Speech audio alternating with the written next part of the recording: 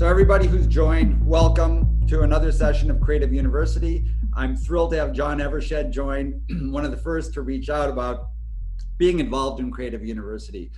Great experience, great stories. He'll take you through that. First, I'm going to just spend a couple minutes in laying out and reminding us about CREATV University and how the vision's already evolved a little bit, including the immediate opportunities that are available. That makes this very different than anything else that's out there as we know it. And then at the end of the session with John, I'll get into more detail about it. So I'm going to go pretty rapid fire here.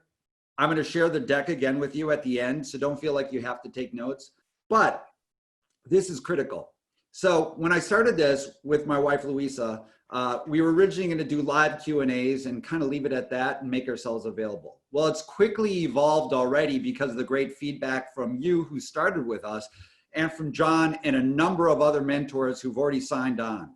So the mission here is CREATV University is here to help you break into the business. If you're thinking about a career in media, entertainment, and tech, if you're thinking about it, it's very difficult to break into that business. We want to help you do that. And so even if you go to some of the, whatever schools and universities you go, few of them teach you a lot of the practicalities of breaking into the business. Great schools, but the practicalities of breaking in, relationships, internships, mentorships, that's what we're here to solve immediately. So what this is, and it's evolved slightly, you'll see what the mission statement, and an entirely new kind of entrepreneurial hub, I'll talk about more of that at the end of the session.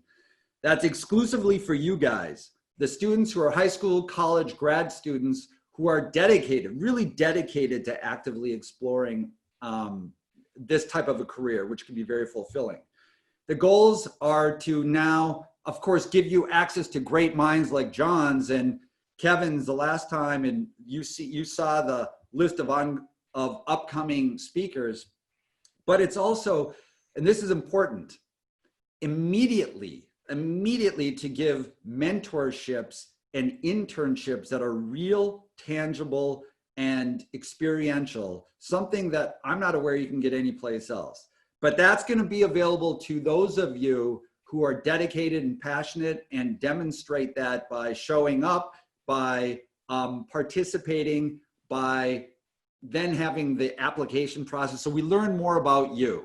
That's why. So we learn more about you and how passionate and dedicated you are. I'm going to get into more of it later, but, and it's going to be important if you're interested in internships, having mentorships and having that happen right away to really get on your path toward breaking in and getting special access, democratized access. We want this to be for anybody, anywhere who's passionate about the business. Then stick around to the end. It's important. So with that, I'm going to kick off and introduce John again. So John, I'm thrilled to have you here. And as my wife and I were just telling you before, we're gratified at how passionate you are about what the mission is here, about giving back, about wanting to do what you can and sharing your lessons and insights and more. So I'm just thrilled to have you on board and happy for all the support that you've given. And also I've billed you as the founder of Mondo Media, but you've had a very, I would say non-linear journey, but I'll let you get into it more. And then the lessons along the way, because the story here is the importance of storytelling. So I'll let you tell your story about how your career path came to be and how others can learn from that. Great, thanks, Peter. I'm really excited to be here. And I think we're hopefully blazing some new trails, but hopefully also making practical things that people can use to help them to break in. So I'll try to keep my story brief here and as practical as possible. So if you have practical questions, please, fire them up and hopefully we can answer those at the end. So for my personal journey, my personal story, I'm actually originally from Canada. I was working on some of the earliest trials of interactive technology pre-internet, if you can imagine that. There is such a thing. I heard about a job in San Francisco It was the Chronicle newspaper at the time. And it was a subsidiary of the Chronicle. So I came to San Francisco with a suitcase and started working on these early internet trials. And I was just sort of personally fascinated in digital media in general, however that evolved. And you'll see how that sort of comes into play as my story starts to unravel here. But I happened to arrive in San Francisco at the exact right time. I remember the first Mac showing up on somebody's desk and kind of marveling over that, like, you know, and thinking about, okay, so where do I fit into all this? I personally have like an art history sort of background, like an English lit degree from University of Toronto. And I sort of saw that like right away, okay, I have these skills, there's this new media thing. How can I sort of start to play around in that space? And I think one of the things, a cautionary tale a little bit, is I don't think anybody when you're 20 or 22 or 23, you don't necessarily have this long view of where you want to get to. And I wouldn't expect you to if I was interviewing you for a job. But I like to hear a story. So if I'm interviewing with somebody, I want to hear what's the first thing that inspired you. It could have been a teacher. It could have been some kind of an artist that you saw that inspired you. It could have been you know, somebody in digital media that inspired you. I like to hear those seeds. Like you know, when you're telling a story, you got to start somewhere. Start with what's that first thing that really got you interested. And so my personal career kind of evolved where I sort of abandoned digital because it wasn't going anywhere. Like these trials were failing miserably that I was involved with. And I got fed up with it. I said, you know what? Okay, I've got the skill set. I'm going to go and do video games. And we did a couple of video games, pretty big video games at the time. We did this one with Tia Carrere, you know, the woman from Wayne's World and True Lies. She was running around killing aliens in this game, and we were shooting it in like a green screen soundstage in San Francisco and all that. But I realized I don't actually like games. Right? I had to like, I literally had a whole business making games, and I realized, oh, I don't really care about games. Which is an important thing, as you don't know what you don't know. So you tried it, got into it, and then you had that realization and pivoted. Yeah, and I knew like I can't pull this off. Like I can't go out there and say I'm going to be the next biggest video game company. It just wasn't credible. I didn't believe it. So whatever story you tell, you got to believe in that story, right? And then somebody plunked a Mosaic down in front of me, which is the predecessor, the first browser, the graphic visual browser that was the entry point to the internet. And I looked and I said, nope, that's not going to work. By the way, just one quick thing. Yeah. So I doubt that any of the students who are on this will remember or know anything about Mosaic. But if you do, or have questions for John, click on the chat button and send me questions that I can ask John and that sort of thing. It's just the first browser, basically, the first graphic browser.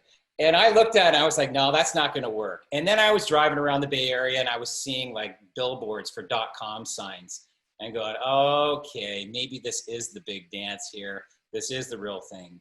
And we started to shift our studio, which had been a video game studio and kind of like more of a graphics 3D studio, into a focus on animation for teens and young adults. This would have been like 98, right? So pre-first bubble. This is when everybody raised all that money in San Francisco that was considered crazy money. I raised $30 million on this concept of, you know, syndicating animation on the internet, like you syndicate comics to newspapers. By the way, not obvious to me that you pivoted from the games into the animation space. Just a quick sidebar on that. Well, we were doing a lot of the art and animation you see in like all the major games, Electronic Arts, LucasArts, all these guys, because they need art and animation. It's a big aspect of video games, obviously, and it's become increasingly so. There's at the time, there was no infrastructure like school system to support that business. So you had to train everybody from the ground up, literally, to do it. Right. But again, I sort of said, I can't do this game thing, but I can pull off this animation on the internet thing. And I was able to raise the money on the strength of that. We raised the money, and like everybody in that era blew through it. Let me ask you about that, because just tidbits on things like on the raising of capital, because for all of you who are out there listening, it's not easy to raise capital. Now, those were interesting times where it was easier perhaps to raise capital, but it's never easy to raise money, no matter how much you ask. So did you know somebody who believed in you, or? No, it's a great, great question. And it's, I think, a really important point that I hope everybody gets out of this conversation is I came across a mentor. And Peter, you know this guy. It's Randy Commissar, and he's going to be speaking here shortly. Randy was, at the time, the former head of LucasArts. That's probably where I met him, right? Because we were doing art and animation for the video game industry. And what I learned was that actually raising money is not about me asking people who have money for their money. It's about people I know who can endorse me, that will ask on my behalf. Now that may sound a little obtuse, but I really believe in many, many cases, that is how younger entrepreneurs, they find somebody that's willing to kind of tuck them under their wing and tell everybody else, hey, this guy's legitimate. He's got a good idea. Just give him the money. You know, I'm essentially, you know, blessing this deal. And that was a big lesson for me. First of all, I didn't realize for the first 10 years of my career that how important mentors could be in terms of relationships, opening doors. You know, everybody says it's about, like, I think where the misconception is that that mentors sit there and guide you, like they help steer you and they point you in the right direction. Actually, I think mentors are about opening doors, and about the good ones are about opening doors, introducing you to people. You know, literally a good mentor, if they're in the right place, can help you to raise a lot of money. I mean, so I think that's an important distinction that I never really understood. I thought that mentors would sort of talk like a therapist with you about, you know, where you go for your career. But it's by the way, not obtuse at all. And this is something that you hear, it's a recurring theme with conversation with Kevin, with some of the things I was saying with mentors who you will all who are out there will learn about. There is a recurring theme in every single one that I've had, that mentors, the relationships are going to be the most critical thing, most likely, to get you where you want to be in terms of having a fulfilling career and life and all of that. Yeah. So finding somebody, as you said, who believes in you and who then goes to bat for you is going to be the best credibility test to raise capital or to get that job or to get whatever. So that's why, guys, you know, as you're out there, stick around also to, like, stay through and listen to the entire story and stick around to the end, because then John and I, we spent time earlier today about what this all means in practice and how you can benefit from that if you're passionate. But anyhow, go ahead, John.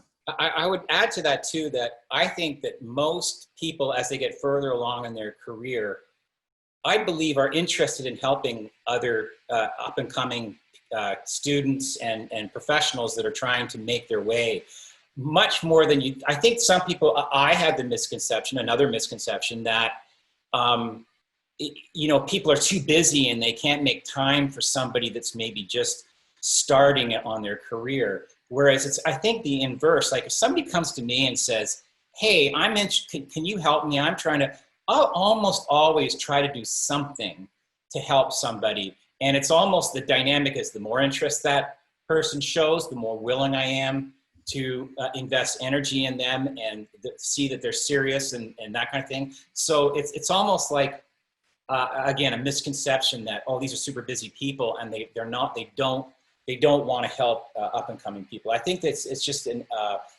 remember that I think most really good entrepreneurs' careers are about helping people get better at their jobs, right? Like that's half of what you're trying to do with a small young team, and it's rough and tumble, is you really have to learn how to grow your people and make them succeed at their jobs. So they have that somewhat, I think, in their DNA already.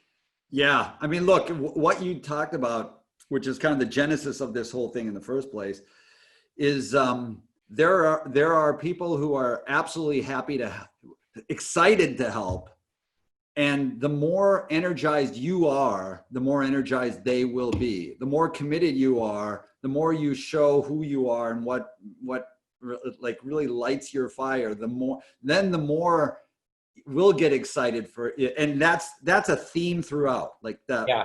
And I would say too, like, it's not just about haranguing people and like talking. It's about actually doing something that might indicate your interest. You know what I mean? Like, it's about doing things. So I just want to qualify that a little bit, because there's a difference, I think, in those two things. So I'm just going to continue a little bit more on my professional journey, because I think it helps to illuminate some of the themes that I'm interested in. So the internet collapse, like the financial market collapsed for internet companies. And, you know, San Francisco, which is where I'm from, there was this area south of Market where all those companies came from, the legendary companies that failed, like Pet.co, was it Pet.com? Pets.com. Remember those guys?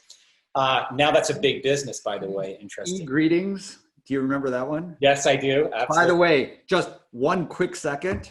I spent 3 months at E-greetings. I left Universal Studios to go to E-greetings. Oh, really?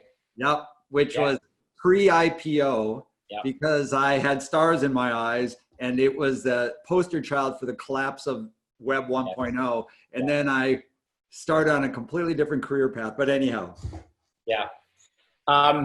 So what I did was I said, okay, we're going to focus on, do we have any like intellectual property we can play with in traditional? And I had this one property called Happy Tree Friends. I'm going to guess maybe half this audience grew up at some point with this little show. It's about like super cute characters that kill each other violently. and my staff had to come to me and convince me to do it, because I thought it's just too violent. It's not commercial enough. I can't get it to air. But at the time, we were starting to sell DVDs out the back door for this thing. And it blew up into a $50 million franchise for us, a global franchise. There was no spoken dialogue in it. And so out of the ashes of this internet company came this violent little cartoon that was a bird, like a full-on, like one of the first viral hits pre-YouTube. This is like in the early 2000s, right? YouTube didn't come along until about 2007. So then YouTube pops up, right? And we go, holy geez, this is getting to be a really BFD, like around, this is pretty early YouTube days. We were the first commercial partner to sign with YouTube. Up until that point, it had all been just individuals volunteering content up onto YouTube. And we blew that thing up into 7 billion, not just Happy Tree Friends. I blew up a whole channel around Happy Tree Friends, which is essentially like our kind of biggest franchise at the time. But we had other hits come out of it, like Dick Figures was another series that really blossomed in like a big time Kickstarter raise at the time. Then it became a feature movie. But guess what? We rode that YouTube thing into the ground, and we weren't the only ones. And I think YouTube is still like going through some stuff right now about, they never prioritized content on that platform. They were always very focused on advertising and very focused on audience, but you need 3 things to make a platform go. And we couldn't make a go of it. I thought there would be a lot of really big companies in YouTube's orbit, like the equivalent of cable companies, how they evolved around early cable. But social video turned out to be, you know, they basically, YouTube A/B tested their way into a vlogger ghetto. That's what I call YouTube at the moment. I mean, the only people that can make a go of it are put a camera on a charismatic personality, and that's about as big as you can get that thing to work for you. I mean, I'm pretty cynical about it. I'm somewhat disappointed, because I thought that there would be a much larger industry around social video. I thought it was a pathway to consumers. It was direct, and that would basically disintermediate the cable and television, what's now become more streaming. And I was, sorry, were you going to say something, Peter? No, I'm just going to say that I think part of it is, and tell me if you agree or disagree, YouTube started with the dancing cats and the piano playing cats and things like that. And so it started off that way. And it was actually an industry pariah because there was a lot of intellectual property Yeah. theft in the minds of the content owners, Yeah. by music being played in the background and all kinds of things like that. Mm-hmm. Saturday Night Live clips were being played, things like that. And so it grew that way and it exploded so quickly.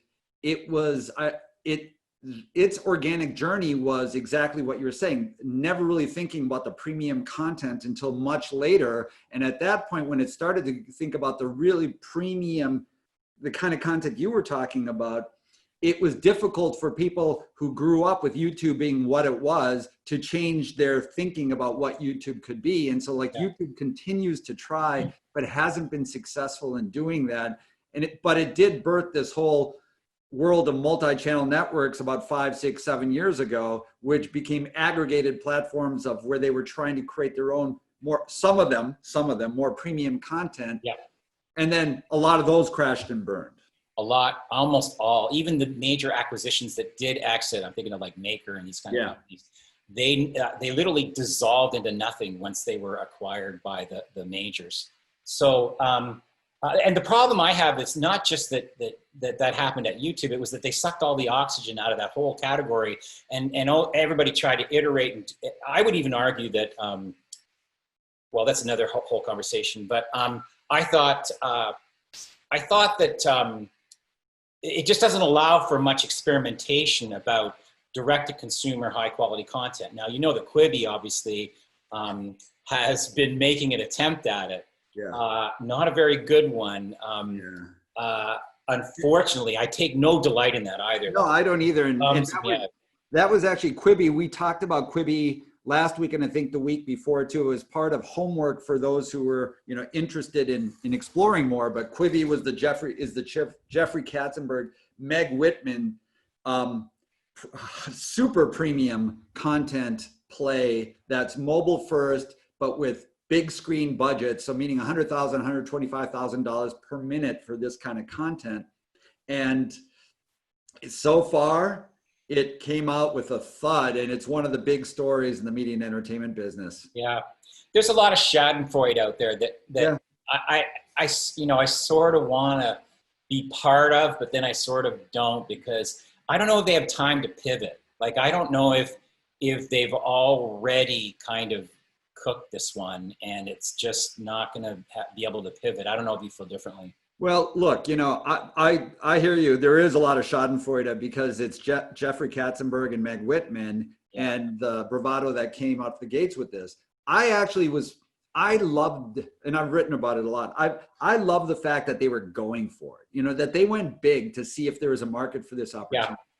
I was skeptical, but I wanted, it was good for creators and something different. Yeah. But yes, they will need to pivot. They already are trying. They have $1.6 billion that he was able to raise, which gives you a lot of opportunity to pivot. Mm-hmm. But at this point, it's not looking good. Yeah, yeah. So, as I continue through this, professional journey here, I guess I did have one long view, which was, how can I thought that we could become the adult animation brand on digital. Okay. So but that was literally, if I showed you a deck for that fundraise in 1998, that would have been the vision. And we were still pursuing it as recently as 3-4 years ago. So that's that's a long arc of, and the way I think about it, it's a little bit like, Elon Musk and the electric cars. They're basically sleds that you build different cars on. That's kind of how he thinks about the electric car. And I think all the electric cars makers are thinking of that. It's a little different conceptually than how they thought of the car, which is a much more fully integrated thing from beginning to end, right? And each one was like a one-off almost. I think of my company as like that. It was a sled. And I would adapt that vehicle for my where the market was developing. Oh, along comes pre-internet, or video games. Okay, let's do that. Like, okay, I want to, how do I adapt that car now for post-bubble? Okay, I'm going to sell home video. How do I adapt that car now for YouTube? Okay, we're gonna dominate YouTube and try to become the adult animation brand. The whole way that's one continuum. Again, I don't know that everybody should have that when they're coming out and they're trying to form their career at the very beginning. So there's a kind of smaller story about you and why you're interested in something. Then there's this longer story that I think is really important about, setting some sights on a big category, a big thing, a big idea. And then how do you take little steps to get there? You don't have to do it all at once. I see people making that mistake, by the way, where they want to do everything all at once. Like, my advice always with people that are starting companies is start them in the back room while you're working somewhere else, because it's going to take a while and you need to make money while you're getting your idea going. And don't try to do everything all at once. Have a long view, and then how do you take smaller steps to get there? Yeah, it's an interesting point because, and I'm curious, like, how you define the long view, because I'll give you an example, and we talked about this a little bit too. So Kevin Mayer, CEO of TikTok, was on in the last session, and Kevin talked about his journey and how he was an MIT mechanical engineering grad. Yeah. So with not a thought about media and entertainment in his mind. Mm-hmm. And that was all through college. And Yeah. I guess grad school, I guess, but all through that. But then he somehow went into consulting, and then somehow he got on an entertainment project. Then somehow Disney noticed him, and then bam, he is where he is. So he didn't have that long view, I don't think. So how do you define it? Well, first of all, I'd challenge him a little bit on that. I'll bet you that he either read a lot of books or he watched a lot of movies, but there was something in him that, as much as he decides it as a series of happy accidents, it's probably a little more, following his passion, following his nose a little bit. Does that make sense? Yeah. Is the long view kind of like, in your view, is it, and I know there's no one right answer here, but I'm just curious to get your perspective. Is the long view like a thirst and passion that you have, that you want to be involved in this world of media, entertainment, or tech in some kind of way? Is that a long view, and then you take your baby steps to get there? Yeah, well, I think there's a period of exploration that has to occur at the beginning of everybody's career. And I think your TikTok guy sort of, he described that, right? Like, I was in consulting, he's probably consulting with lots of companies, figured out, oh, I'm interested in the entertainment companies. And so I'm guessing that's, and similarly, I was playing around in my career early on where I was doing pre-internet trials, I was doing video games, I was doing, art and animation we were doing like graphic identity work and that kind of thing for television, yeah, effects work and stuff like that. But eventually I settled in on, okay, I see an opportunity here, based on what I've learned so far about maybe carving out a category on the internet that was unique and something I was personally interested in. I got inspired by a few things. Like, I don't know if no one will remember here, but there was an early TV series on MTV called Liquid TV. That was a showcase for animated short format animation. There was also an animation festival that traveled up and down the West Coast here called Spike and Mike's Sick and Twisted Festival of Animation. That was like an eye opener for me, because I could see how the audiences were responding to that stuff, and I personally responded to it. So it has to be things that you personally respond to that steer where you want to go to. And I think there's a little bit of this too with media, tech, entertainment, stuff like that, of fear, because you see these giants in the industry, like artists in particular, your favorite rock star, your favorite hip hop artist, your favorite whatever it is, and they're a little bit, elevated on a pedestal, a little bit, how do I get into that business? But there's a lot of stuff below them, from like literally answering the phones. And I'm going to have a little speech here about answering the phones for a second. Yeah. If you're an animator and you think you've got what it takes and you've got a great portfolio, or you're interested in producing, which is, I think, a really, really great career path, take a job answering the phones. I swear to God, in 15 minutes, they'll ask you to help them make a deadline, or they, all of a sudden somebody is sick and they can't do their thing. Is there anybody around here that can animate? It's a very respectable way of getting your foot in the door and I'm thinking also of like live action, PAs and stuff like that. Like, just get your foot in the door, get in that environment, and it will be, it'll be a very short period of time before you're doing the thing you want to do at the company. Yeah, look, again, I think that two things there that I get out of that, even beyond the specific, which is you're answering phones, you're doing something. If you think too much, you may think, oh, okay, that's not worthy of me, or something like that. Yeah. But you've put yourself in a place where you can get noticed, you can begin. And so if you're talking about like relationships being important, if you demonstrate that you're able to do something and be a team player and all that, there you go. Like, there's a start of a relationship right there. Yeah. So your foot's in the door, you're learning about the business, and then you also create a relationship which could evolve into something else. And so that's a great story.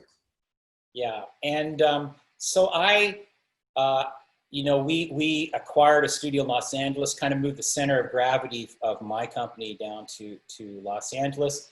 And we started to sell opportunistically to television, even though we had this vision of pursuing, video on social media as a business. It wasn't practically making enough money, and we had to basically. It's kind of interesting. Like, I personally wasn't that interested in television. I thought it was sort of like my grandfather's. My parents would watch TV kind of thing, yeah. Right? And I was more interested, like, how can we grab that audience on the internet? But when I realized it wasn't there, I said, okay, well, fuck it. Let's just sell we're good enough to make stuff for television. And we started a licensed series to TV. And so subsequent to that, I started to get experience about selling original series to TV, licensing internationally. And then I had sort of a traumatizing event happen professionally. And I think this is a lesson for everybody, because at some point in your career, you will get laid off, you will get fired, you will get, who knows, a health thing comes up, something that literally, shatters your world. You'll take that e-greetings job, and Yeah. It's a similar kind of thing, which is, it was really stupid. Yeah. But I'd like to think I probably pursued I stayed on as CEO too long at Mondo. I wasn't able to reimagine it any more times. Like, my sled had it had sledded out. And my board looked at me and said, you know what, it might be a better idea if you weren't CEO anymore. And it was pretty earth-shattering, if you can imagine, like running a company for 20, 30 years and then having that happen. But here's where the storytelling comes in. I said, okay, absolutely, I'll do that, because I thought it was the right thing to do. I'm still on the board. I'm still friends with everybody there at the company. I go golfing with them all the time. So it wasn't like, one of those like, I think they realized like, oh, there's probably some other way to run this and do this that's not the same guy as this guy, me. So I said, okay, I'll do that. And at the same time, it was like, well, what do I do here? Like, I was CEO, like I can't get a job at like Netflix. My resume just looks bizarre. It doesn't look like anything that anybody I know, I ran Mondo for 30 years and reimagined it about 20 times. Yeah, yeah. So I said, okay, I'm still personally really interested in this adult animation thing, and it's blowing up on the streamers. Like if you look at all the data on what resonates on the SVOD platforms, it's animation for adults. Over and over again, like Hulu built themselves on that, like on Second Window, South Park and Family Guy and stuff like that.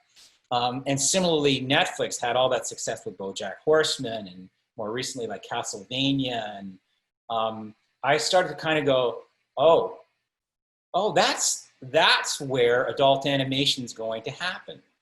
Because those guys they're not driven by, they can have a niche hit, and that's probably just fine. They'll keep ordering that forever. If they don't have to be everything to everybody, they just need to be something to someone or a group of someone. Yeah, that's right. And that was that's different than the whole cable game, right? Like even although Adult Swim had gained all that momentum, they're the #1 cable channel for 18 to 34s in all cable, which I don't think a lot of people know, but animation still crushes with adults. And it's going back to my very earliest vision, which was how can I be on top of that game, that hill, whatever it turns out to be. And so I started doing some consulting, and I did this white paper as part of a project to win a contract. I didn't win the contract, but I had this white paper. And the white paper is basically a snapshot of the animation industry. And I said, okay, I'm going to tell a story about what I think where adult animation is going on all these subscription platforms and internationally, and see if there's anybody out there that is like-minded. And I just put that white paper out there and I said, it's free. And then I started to really work on LinkedIn to position myself as like the adult animation guy in the industry. And all of a sudden, the leads, the opportunities, I'm EPing several new projects. I'm working with some major studios. It all came from storytelling. I really believe that in my heart of hearts, that it was the story of the white paper and then the stories I told about how, and then it wasn't like about 4 months later, I had a major story run in Variety, which said, adult animation's exploding. And this guy's white paper, describes what's all going on. And basically, in the space of 4 months, I had climbed, I transitioned from digital media facing adult animation guy to television, in particular streamer facing adult animation, just from telling a story. Well, so where did you, so the white paper that you created, yeah, and you LinkedIn, the power of LinkedIn again. Yeah. So even learning how to use that for, those of you who haven't really used it yet, but how did you distribute, like what was your plan with the white paper? Did you just post it on LinkedIn or what did you do? No, I went to an industry rag and said, I'll give you an exclusive window for a week. And then he edited the paper. The editor of the magazine helped me with the paper. And then I gave him a plug in the paper that said, hey, this guy helped me and he's from AWN, and that's the industry rag, right? So I got like a huge story on his website, which is like the industry website. And then I had been cultivating LinkedIn up until that point. So I'd built up my own sort of audience. And I probably did, 600 downloads to key industry folks with that white paper, and, ended up with that Variety story saying like, this is the guy that knows about this category. And what's interesting, like and now I'm planning like, okay, that thing worked. I'm going to do another white paper on animated features for adults. Where's that category going? And then I connected up with an animation production tool company who wants to sponsor that the next phase of that research, because they realize everybody I'm talking to are all industry people. And so I've got access and information that they can use to help them with selling their software and that kind of stuff. So, well, it's interesting. So your journey, although in some respects is non-linear, like all journeys are, yeah, with fits and starts, right? Nonetheless, you landed on adult animation in the 90s. Yeah. And so your although it's been nonlinear in certain respects, like you said, you've been at Mondo for a long, long time. You created it, you were CEO, you're still on the board. So you stuck with it and continued to be adult animation guy. Yes. Is there any advice that comes out of that from you that's universal? Well, I'd like to think a couple things. Like, remember we were talking about short format in '98. That wasn't obvious. This is almost 10 years before YouTube. And we're also talking about animation as a category for adults. It's pre Simpsons, it's pre Beavis and Butthead. So I'd like to think that I was a little bit of a visionary in terms of understanding that short format was going to be important, and understanding that adult animation was an untapped genre. It's not fair to call it a genre, but an untapped format, or whatever you want to call it, for delivering content to adults, and adults had an appetite for it. So I had those two ideas, and I was also tracking digital media, its evolution. So it's always that intersection of digital, animation, short. Now I've graduated from short, though. I have sort of abandoned the short format thing because the SVODs are obviously about long format.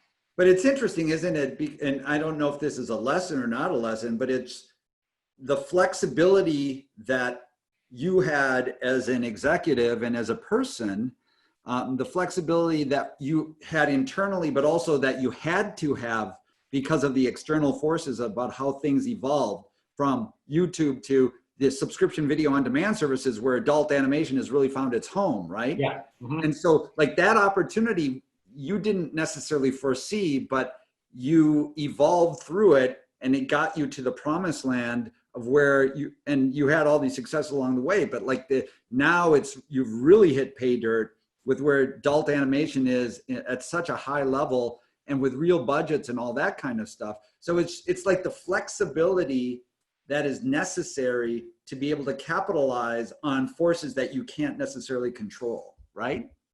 Yeah, and I suspect, like, we have this vision that technology's kind of slowing down. I don't know if maybe that's because I'm getting older. It feels like it's slowing down, but I actually think it will accelerate. Oh, yeah. So, like, entertainment is always technology dependent, right? Like, it's always like, okay, here comes 3D 4-quadrant movies and Pixar. Like that's a whole new category, but it's all very tied to technology. And similarly, delivery mechanisms and channel organization of distribution, stuff like that is constantly shifting, and I think will continue to shift. So I do think it's important to, if you're doing anything to do with entertainment, you have to be tech savvy. You have to know how those changes are evolving and affecting what you do professionally. I have a question here, by the way, that I just want to read because it's the first question. Yep. It was mentioned that the startups tend to blow through money early on. How would one best conserve money in the early stages of starting up an animation business? That's actually a really, really good question. So I think, first of all, you have to go through it once and make your mistakes, right? Like, you're just going to make mistakes. If somebody gave me money this time, I'm old enough and like had enough experience that I can push back on people that will argue for you to go faster. Like, when money gets injected from institutional companies, they want you to just floor it right out the gate. And it's just like, they don't care they just care that you go fast. You need to be the 1 in 10 companies that makes it through that, but they're not going to ask you to go slow. That's the last thing they're going to do, right? But if somebody gave it to me now, I'd say to the VCs before they gave me the money, I'd say, well, look, I want to go at my own pace here. And if I think it's time to go slow, then let's go slow. And do you still want to invest? So it's a little bit of managing the money that you're given. As far as conserving money, it's always good practice to be as tight with your money as possible, until you've got something going. And then when you've got something going, you can quantify it, then you can floor it. But that would be my sort of 2 bits of advice on that. Yeah, look, I think that it's a tough needle to thread, because it's when part of the problem with Quibi, as an example, they got $1.6 billion. And so when you have that kind of money, it's very easy to spend it all. Yeah. Lack of focus. It makes you Right. less focused because you have all this leeway, right? But if you're smaller, you're going to be more focused on preserving some of that cash. But then on the other extreme, if you are too tight with the cash where you don't seize the market opportunity, then life can pass you by. So it's a tough one. Yeah. You have another question. I have another question here. What are the wrong things that these startups spend money on when they first get it? The obvious things, right? Real estate, pay themselves too much. Big parties. Big parties. Seriously. Yeah, big parties.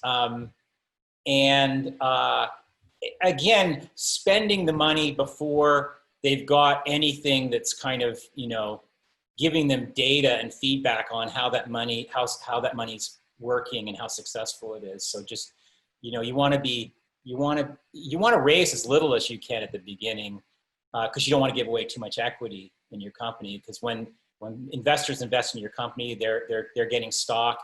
You want to maintain control of your company. You can sometimes give up too much control, and then your investors can take control. And so that I think like to Peter's point, you're balancing a lot of these things, and it's just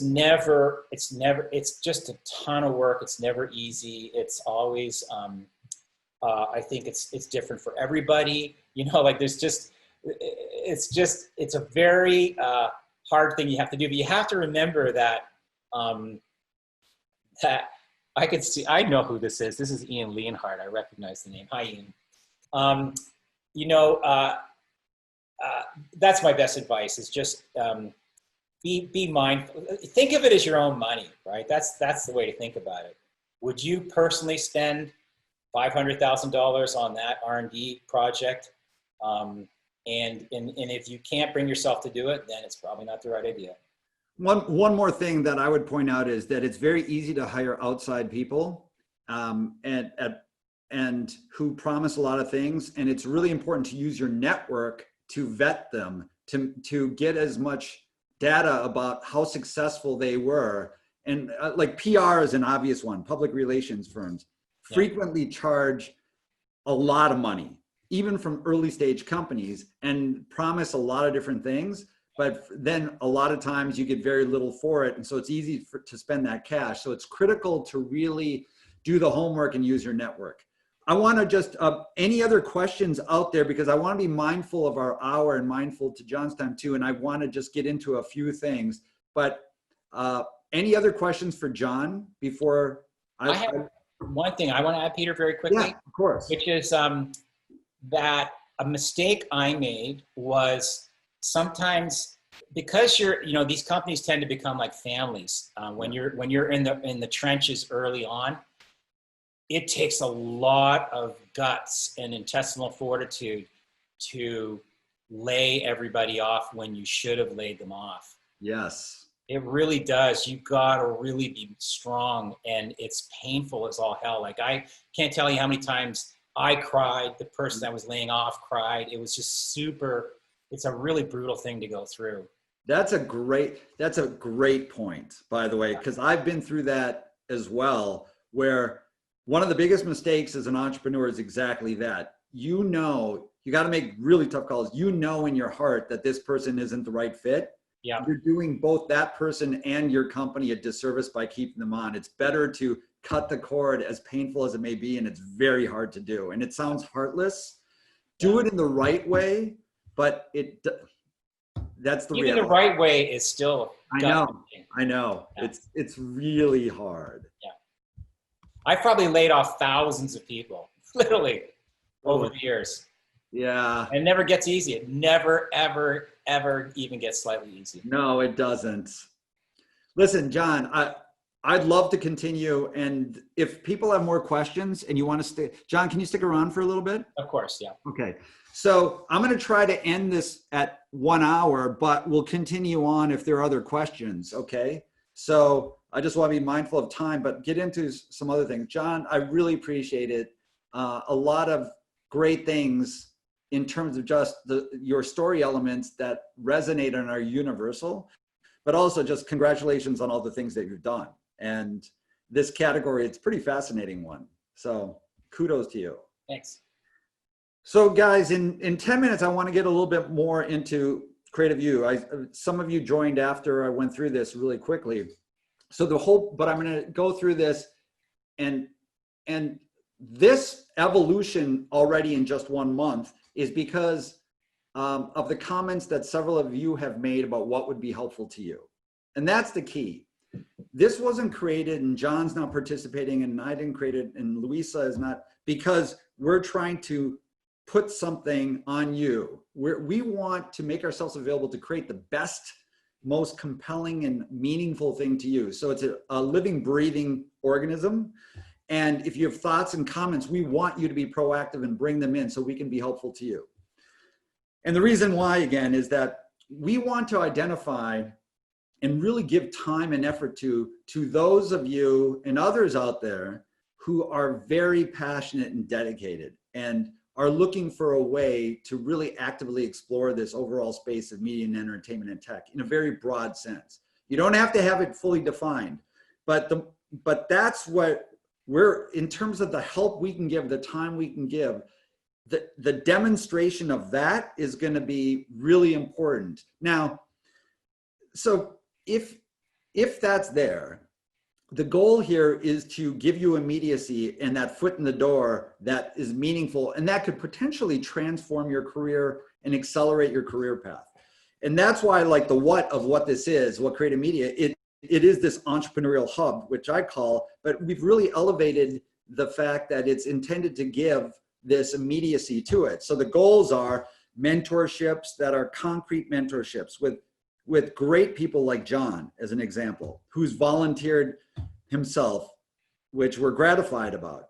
Internships, networking. Networking is critical. Relationships. You look at it with John's career, and the people who believed in him helped him get the capital and onward. And then the other goal, of course, is, like I said, it's not just for insiders. It's meant for, or those who are related to insiders. It's meant to be a democratized vision. We want to reach people who may not have the opportunities as easily come to them, but who are talented, who are dedicated and passionate about it. So those are some of the themes.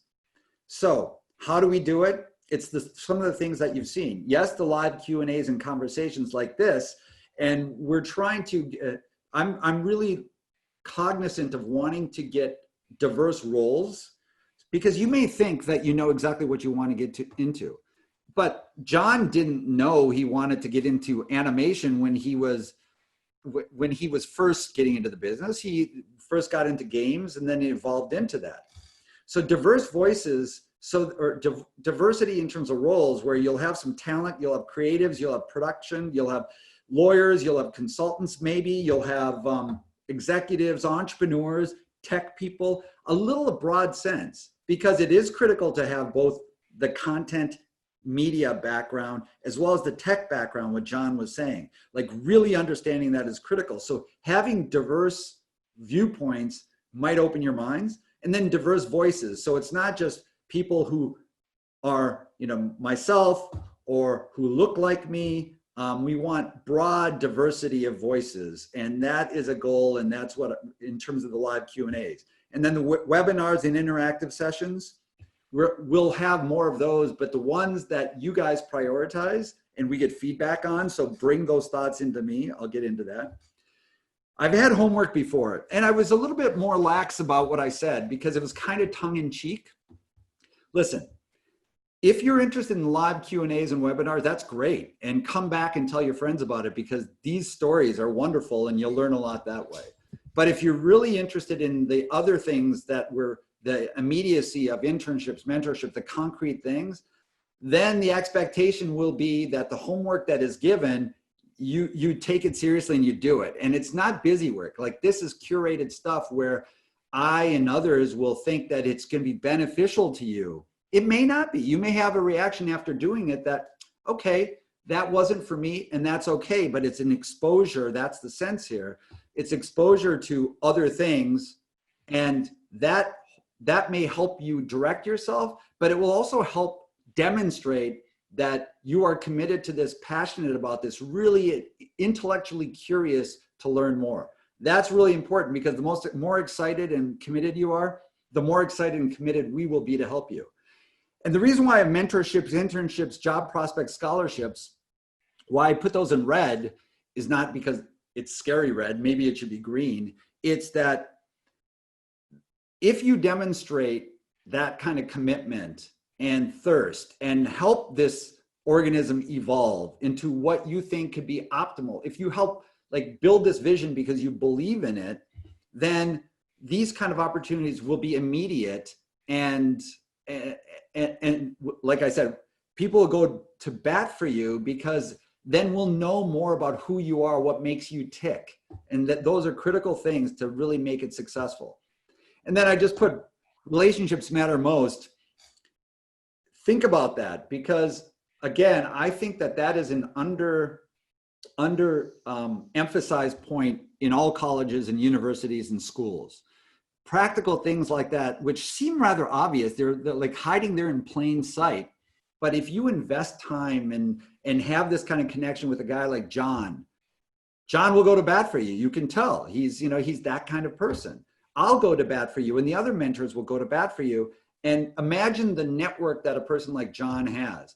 And so if you establish a relationship, that's how I would say, if I were a betting person, most of the things will happen. So this is my Jerry Maguire moment to you guys. If you haven't seen that movie, by the way, you should see that movie. It's a great movie, but you got to want it. If you want to want it, like if you don't, if you're just more interested in some of these conversations, that's great. I'm not telling you what to do. I'm saying that, but if you really want to make the most out of this and have the immediacy and people go to bat for you, then that's the demonstration that we need. And I'm going to send you this deck, but you have our commitment, because that's what this was born out of. It's born out of a thirst to help you guys, to give you something that is interesting to you and can make a difference in your lives. That's what this is about.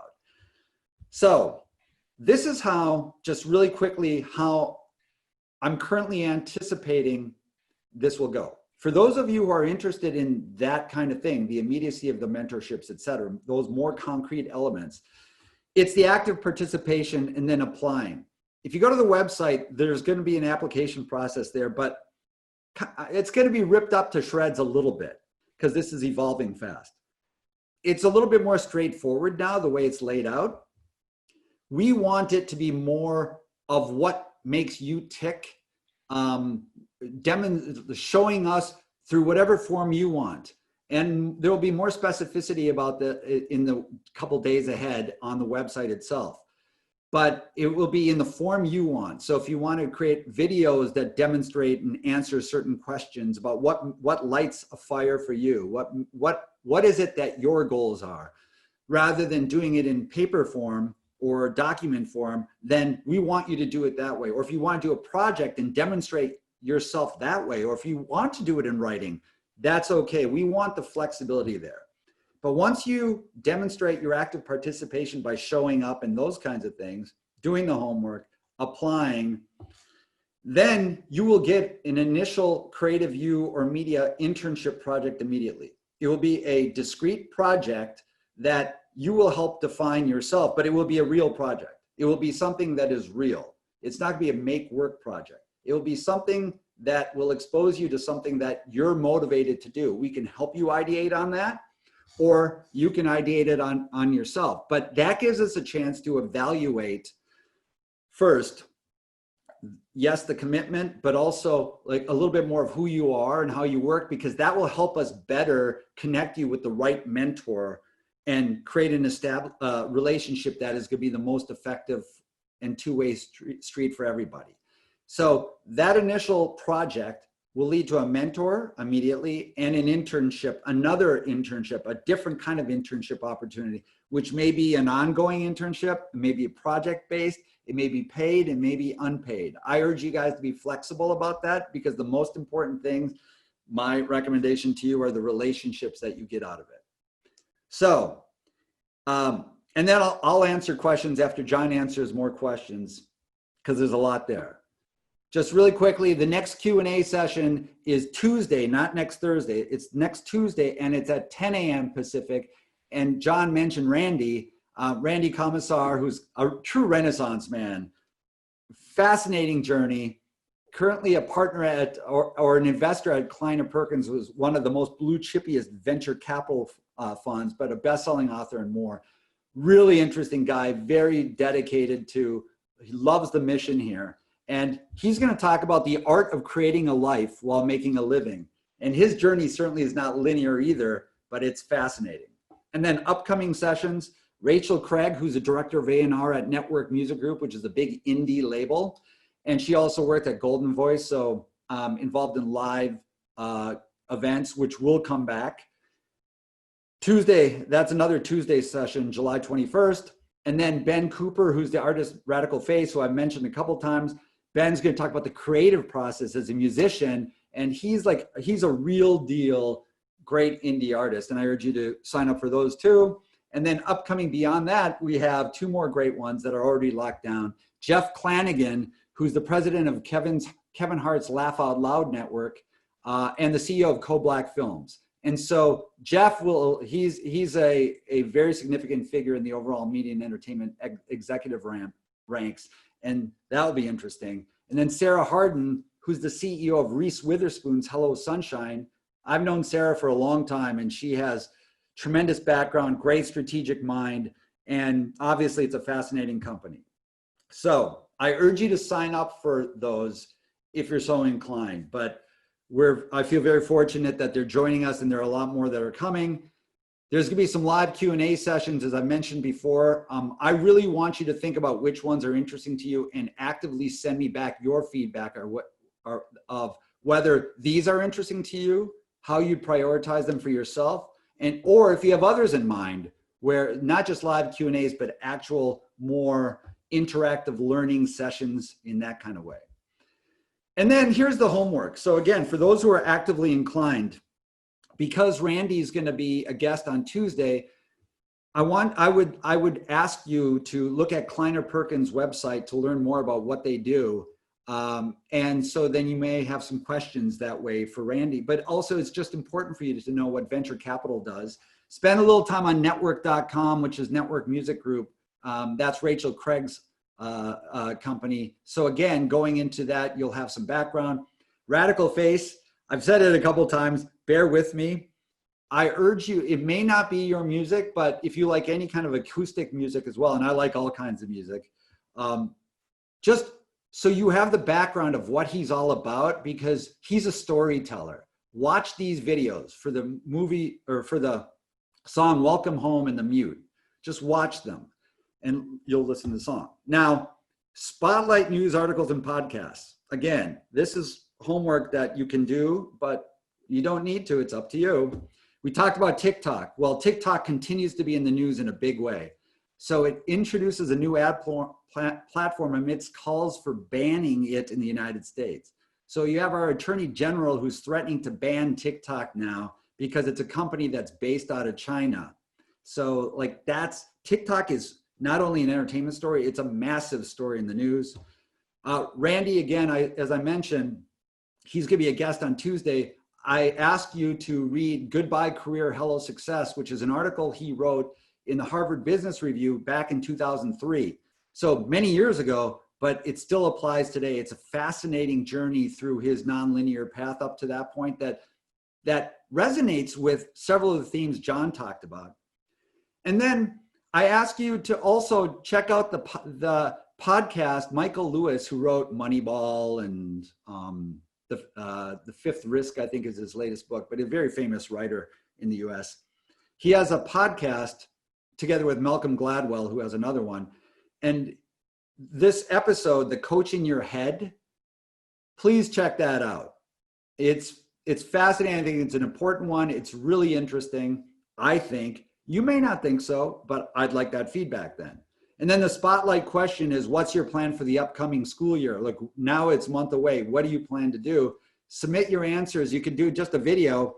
Send it, if you're so inclined, send the video or your answer, however form you want it, however long you want, to Louisa at that address. And then I do ask this, before I kind of said, you know, if you want to read it, this is something, forget that it's my book. I think it's important. It's a nice overview of the overall media and entertainment space as it sits today, how we got here to this point during the pandemic, you know, pre-pandemic, where we are in the pandemic, and where the world goes from here, across video, music, virtual reality, augmented reality, esports, live experiential. It touches upon all of that. It's a pretty quick read. I make it available for free, just request it. And I think it will be useful. And so that is homework that I urge you to actually, I think it's important. I think it's another couple of questions that popped up here. Yeah, John, take it. The first one's from, let's see, where do you get all of your energy from? Did I come across as energetic? I don't know. Where do I get it from? My mom and dad, I guess. I don't know. Like, where do you get your energy from? Right? And then for John, what are some time and budget management advice you can give for aspiring animation entrepreneurs? Time and budget management advice. My best advice is do a schedule and then double it.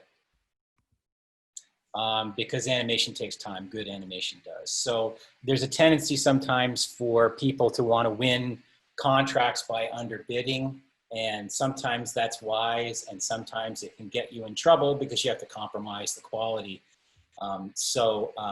You know, and I would vet whatever, always, I work very closely with another guy, a better part of my whole career, who was like my sort of right-hand guy, CFO, COO, if you will. And I barely sent out an email without that guy having a look at it. I really recommend, if you are putting a budget together, to get somebody who knows something about it. They'll be happy to look at it and give you some advice before you know, even me now, like if I'm sending out like a big budget, obviously that entails a lot of people involved, but I like to have other people look at it and just double check your assumptions and frankly catch mistakes, right? When you're budgeting and doing a schedule, it's easy to make mistakes when you're staring at the same thing for too long. So hopefully that's some good advice. Any other questions for John? Oh, by the way, this is Julia asking that question. I will look at your budget for you if you have something you want me to look at. That's great. That's great. And Peter can hook us up. You've got Peter's email. Yes, you have my email. I'll connect you directly. Any other questions, guys? If not, John, I've already kept you for a long time, but I really appreciate and thank you so much for all you've done, and you know, for all your participation and yes, your energy also. Thank you for having me. I'm excited to be part of this whole thing, and whoever's out there, please make use of all of us. We're here to try to help you guys. Okay. Thank you. All right, everybody. See ya. See you next time.